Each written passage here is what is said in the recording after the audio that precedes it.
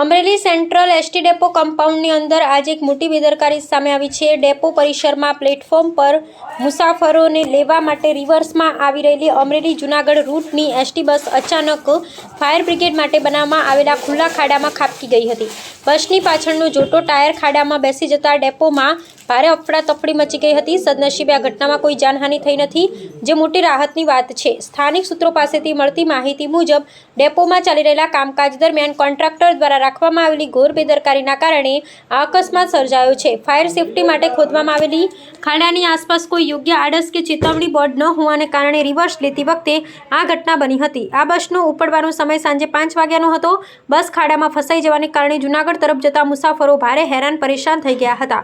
Depot સત્તાધીશો દ્વારા બસને બહાર કાઢવાની અને મુસાફરો માટે વૈકલ્પિક વ્યવસ્થા કરવાની કામગીરી હાથ ધરવામાં આવી છે। તંત્ર દ્વારા જવાબદાર કોન્ટ્રાક્ટ સામે કડક પગલાં લેવામાં આવે તેવી મુસાફરોને સ્થાનિકો માંગ કરી રહ્યા છે। રિપોર્ટર ફારૂક બિલખિયા, અમરેલી।